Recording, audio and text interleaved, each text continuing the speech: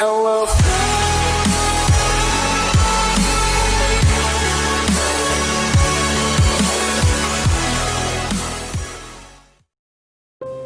Saat pertama kali bertemu dengan Alexei, Lazarov hanyalah seorang bocah yang sedang disandra oleh para teroris di sebuah hotel.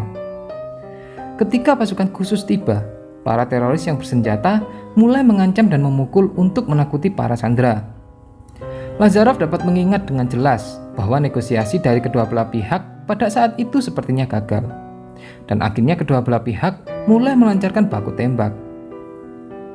Saat itu hotel dipenuhi teriakan, dan suasana menjadi sangat mencekam karena keramaian dan pecahan kaca yang tersebar di berbagai tempat. Di saat yang bersamaan, seorang perwira muda polisi bertanggung jawab khusus untuk mengevakuasi para sandera. Ketika anak terakhir yang dia evakuasi, tiba-tiba dia ditembak oleh para teroris tepat di bagian mata kanannya. Dan dia berkata kepada anak terakhir itu, "Son, don't scared." Beberapa tahun kemudian, setelah cukup dewasa, Lazarov bergabung dengan tentara pemerintahan. Lazarov selalu memainkan peran besar di setiap medan perang yang dia ikuti. Hal ini membuat namanya perlahan-lahan menjadi sangat dikenal, baik di kalangan militer maupun di kalangan para petinggi pemerintah. Dan tidak membutuhkan waktu yang lama, Lazarov akhirnya ditunjuk sebagai komandan sebuah pasukan militer. Suatu hari, seseorang veteran yang berpengalaman dimasukkan ke dalam pasukan Lazarov sebagai ajudan yang baru. Dan orang itu bernama Alexei. Pertemuan dengan Alexei membuat Lazarov mengingat kembali akan sesosok perwira muda polisi yang rela tertembak demi menyelamatkannya. Lazarov tidak pernah ragu. Dia yakin ajudan baru inilah yang telah menyelamatkannya. Tetapi kejadian itu telah terjadi bertahun-tahun yang lalu. Lazarov tidak yakin bahwa Alexei akan mengenalinya. Suatu ketika, Lazarov berpura-pura tidak sengaja berbicara dengannya tentang bocah yang dia selamatkan pada saat kejadian teroris itu, untuk memancing ingatan Alexei, karena Lazarov masih ragu-ragu. Tetapi, Lazarov justru mendapatkan jawaban yang mengejutkan. Alexei tidak lupa.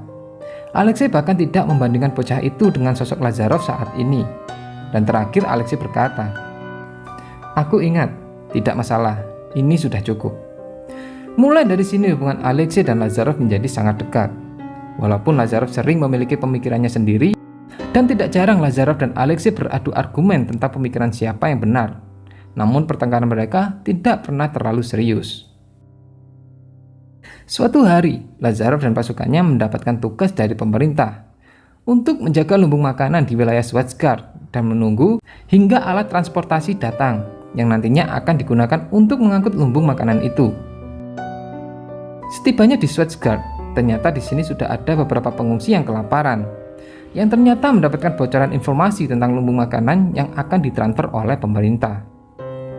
Saat itu Lazarov dan pasukannya tidak terlalu memperdulikan, karena sepertinya segelintir pengungsi itu tidak akan mengganggu jalannya proses transfer lumbung makanan nantinya.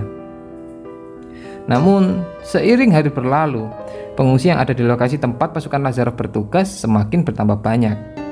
Dan sepertinya akan sangat menyulitkan bagi pasukan Lazarov untuk melakukan tugasnya.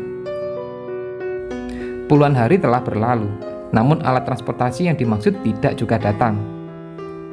Para pengungsi yang membanjiri wilayah tugas Lazarov akhirnya memancing orang-orang yang terinfeksi dan penyebaran virus pun mulai terjadi. Segera tempat itu pun menjadi kacau. Pasukan Lazarov yang juga mengalami kelaparan sepertinya tidak akan mampu untuk menghadapi para pengungsi yang kelaparan dan mereka yang bukan lagi manusia. Di tengah kekacauan, ajudan Lazarov yang bernama Alexei menemukan sebuah fakta. Alexei merasa bahwa ini adalah sebuah konspirasi. Segera setelahnya, Alexei berdiskusi dengan Lazarov. Entah bagaimana mereka mendiskusikannya, namun sepertinya Lazarov memiliki pemikiran tersendiri seperti biasanya. Sesaat setelah dia bangkit dan hendak pergi dari diskusi itu, Lazarov mengatakan sesuatu hal pada Alexei. "Ini adalah kesempatan terakhir untuk menebus penyesalanmu. Jika kamu tidak melakukan apa-apa, kamu akan melihat lebih banyak tentara seperti Glyuza, dan kamu akan terbunuh karena kelemahanmu sendiri." Alexei terpaku mendengarkan perkataan Lazarov. Ya, tentu saja Lazarov tahu tentang Glyuza. Data tentang Alexei berada di tangan Lazarov saat pertama kali ajudannya masuk ke dalam pasukannya. Dia tahu penyebab depresi kepanjangan dan membuat Alexei menjadi seorang pemabuk hingga dipecat dari pasukan sebelumnya. Itu semua tentang Glyuksa. Beberapa hari kemudian, Lazarov dan Alexei memimpin pasukannya untuk membelot dari tentara pemerintahan. Itu setelah akhirnya mereka menyadari bahwa pasukannya digunakan sebagai umpan oleh pemerintah. Di bawah kepemimpinan Lazarov, pasukan dengan nama baru Defactari Swissguard telah mendirikan tempat perlindungan independen baru. Namun, karena Lazarov mengkhawatirkan keluarganya, akhirnya Lazarov sedikit bersifat kooperatif. Akan tetapi, pembelotan yang dilakukan oleh Lazarov masih menarik perhatian pemerintah. Bahkan beberapa pasukan dunia mendengar nama Lazarov sebagai pemimpin pasukan desertir yang membelot dari pemerintahan, dan membuat nama Lazarov dan Alexei menjadi sangat dikenal saat itu. Pemerintah Partai Komunis mengumumkan pembatalan kualifikasi kepada keluarga Lazarov untuk dipindahkan ke pangkalan Ark pada saat itu. Lazarov yang mendengarkan berita itu menjadi sangat depresi dan hampir menjadi gila. Akibat pembelotan yang dilakukannya berakibat kepada keluarga yang jelas kini tidak memiliki pemerintahan. Dan mungkin kejadian buruk apapun bisa saja terjadi kepada keluarganya yang kini tidak memiliki perlindungan negara. Alexei mencoba menenangkan Lazarov, namun sepertinya gagal. Mereka berdua bertengkar hebat dan membuat Lazarov memutuskan untuk pergi, meninggalkan kamp pengungsian yang didirikannya. Namun kali ini, Lazarov tidak ada niatan untuk kembali. Yang ada dalam kepalanya sekarang hanyalah keluarganya. Suatu hari dalam perjalanan untuk menemukan keluarganya, Lazarov tiba-tiba ditangkap oleh pasukan Heimdall. Heimdall tahu bahwa Lazarov tidak lagi memiliki perlindungan negara dan memiliki kesempatan untuk melakukan eksperimen virus terhadap tubuh manusia. Dan Lazarovlah orang yang tepat. Karena jika terjadi apa-apa pada tubuh Lazarov, Heimdall tidak akan berurusan dengan hukum, walaupun itu membuat Lazarov meninggal. Setelah tertangkap, Lazarov kemudian dibawa menuju laboratorium milik Heimdall yang berada di Hope Valley, dan dipaksa untuk mencangkokkan metavirus ke dalam tubuh Lazarov. Sehingga mengakibatkan adanya simbiosis antara tubuh Lazarov dengan metavirus itu. Setelah percobaan pencangkokan metavirus selesai, Lazarov kehilangan kesadaran. Beberapa hari kemudian, kejadian mengejutkan terjadi di laboratorium Heimdall. Lazarov tiba-tiba bangkit dan mulai bermutasi menjadi sebuah makhluk mengerikan, dan secara brutal menelan semua kehidupan yang ada di sekitarnya, serta menyebabkan menjangkitnya infeksi di laboratorium Hope Valley. Itu bukan lagi Lazarov, itu sesuatu yang asing. Tapi Lazarov masih di dalam makhluk itu. Tak ada satupun yang selamat pada kejadian saat itu. Suatu hari, ada sesuatu hal yang membuat alam bawah sadar Lazarov mengalami kontraksi. Dalam kebingungan, dia mendengar samar-samar suara yang pernah dikenalnya berkata kepadanya, "Lazarov, aku akan membawamu pulang."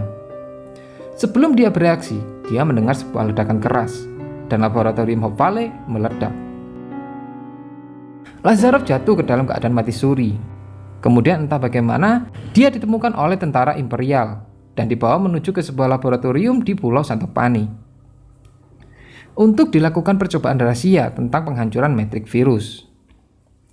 Percobaan rahasia yang dilakukan militer kekaisaran akan tetap menjadi rahasia jika saja bukan karena Lazarov yang secara tidak sengaja bangkit dan menyatu lagi dengan metavirusnya. Namun kali ini, keadaan Lazarov sedang tidak stabil.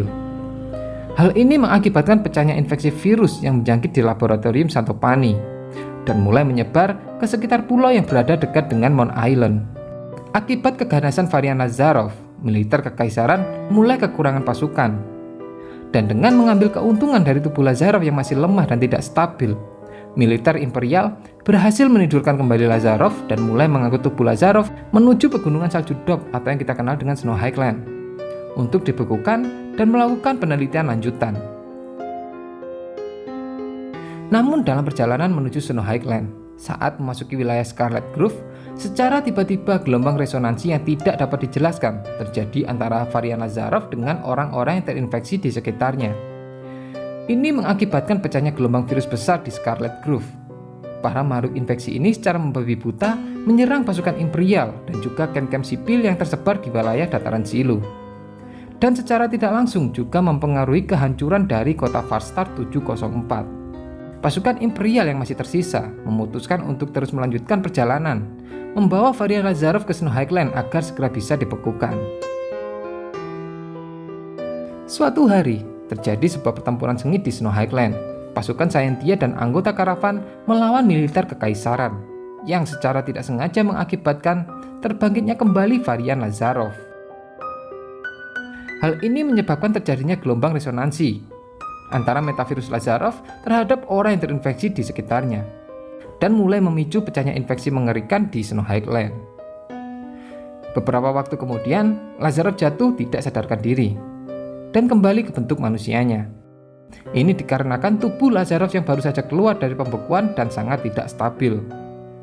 Tepat setelah kejadian itu, tiba-tiba Lazarov diselamatkan oleh sebuah tim karavan yang mengaku berasal dari Camp 101 dan kemudian mengirim Lazarov kembali ke Camp 101 untuk dirawat dan kemudian diambil alih oleh Scientia.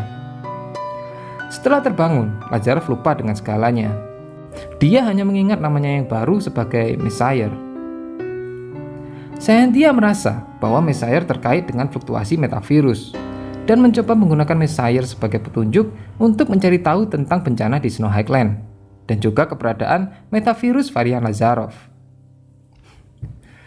Suatu hari, pihak kekaisaran melancarkan kampanye melawan aliansi perdagangan dan mulai menyebabkan kekacauan besar di berbagai area kontrak.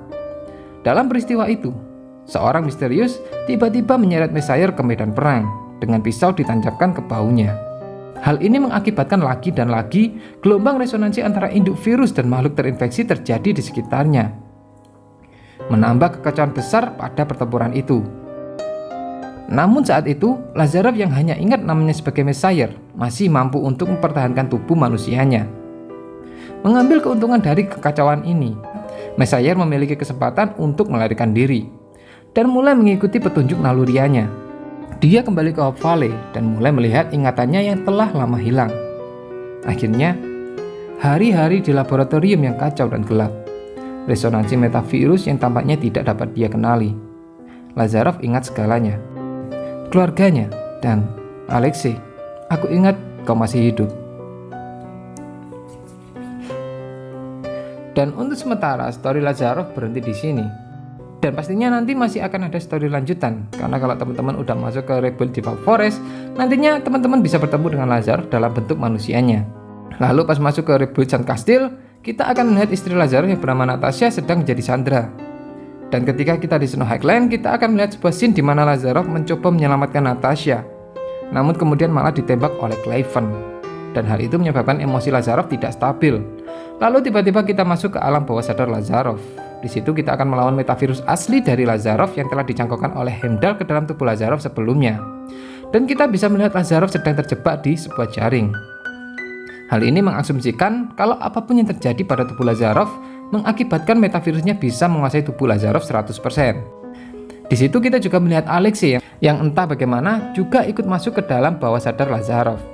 Dan di story Lazarov ini akhirnya kita bisa tahu bahwa mata kanan Alexei terluka akibat tembakan dari teroris pada saat Alexei masih menjabat sebagai perwira polisi.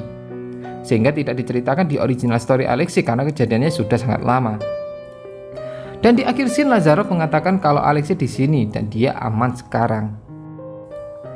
Dan untuk Cleven, saya sudah pernah menjelaskan di community tab bahwa Cleven ini dulunya adalah mayor di Farstar 704 sebelum dilewati rombongan Imperial dan Lazarov yang menyebabkan kotanya hancur, dan kemungkinan keluarga Cleven juga ikut menjadi korban pada saat peristiwa itu. Dan mungkin ini penyebab kenapa Cleven membunuh Natasha dan juga ingin membunuh Lazarov juga. Dan saat kita memasuki alam bawah sadar Lazarov, kita tidak tahu apa yang sedang terjadi di luar sana. Apakah tubuh asli Lazarov sudah berubah menjadi metavirus lalu melawan Cleven? Dan apakah pada saat itu Alexei juga datang? Tapi entah bagaimana dia juga ikut masuk ke alam bawah sadar Lazarov. Jadi kita tunggu saja original story dari developernya. Jadi buat teman-teman yang baru mampir ke channel ini dan suka dengan story-story yang ada di Game Life After ini, jangan lupa klik tombol subscribe untuk berlangganan video story yang lainnya. Sampai ketemu di next video dan bye-bye.